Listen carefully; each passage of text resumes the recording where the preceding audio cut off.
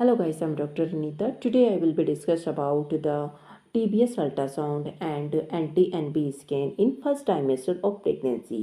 जब आप प्रेग्नेंट होते हो, आपकी प्रेगनेंसी की पहली तिमाही है, means first trimester of pregnancy है, 3 मंथ की आपकी प्रेगनेंसी है, तो आप कितने अल्ट्रासाउंड ऐसे कर सकते हो जो आपके लिए बहुत ज़रूरी होता है। पहला अल्ट्रासाउंड जो आपका परफॉर्म किया जाता है वो 6 से 8 वीक में किया जाता है, जिसको बोला जाता है TBS अल्ट्रासाउंड। ये अल्ट्रासाउंड जो होता है आपके नीचे की साइड से किया जाता है और इसमें जो होता है बच्चे की पोजीशन का पता चलता है कि बच्चा जो इम्प्लांट हुआ है वो यूट्रस में है या कहीं और है।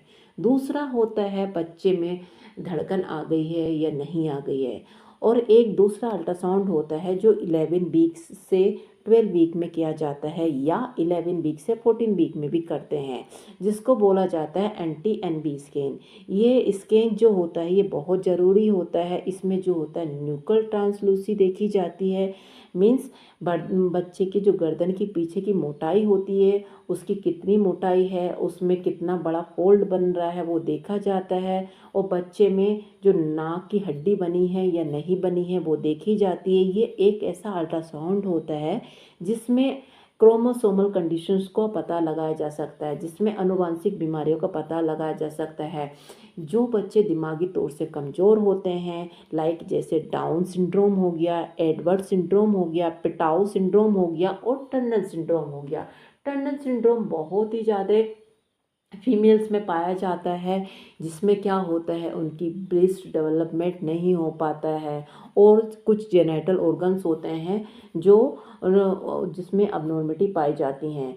TBS अल्ट्रासाउंड देख लेते हैं हम क्यों ज़रूरी होता है। पहला जो होता है बच्चे की पोजीशन का देखा जाता है कि बच्चा अब यूट्रस में है या बच्चा कहीं और है या टूप में तो नहीं है। दूसरा देखा जाता है बच्चे का बीक, बच्चा कितने साइज़ का हो गया है। तीसरा देखा जाता है number of baby, baby single baby है या ट्विंस है।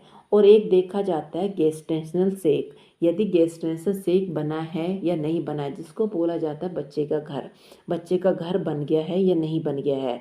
नॉर्मली देखा जाता है 4 वीक में गेस्टेशनल सेक दिखाई देने लगता है और 5 वीक में जो होता है उस गेस्टेशनल सेक के अंदर योक सेक बन जाता है और 6 वीक के अंदर उस योक सेक के अंदर फीटल पोल बन जाता है।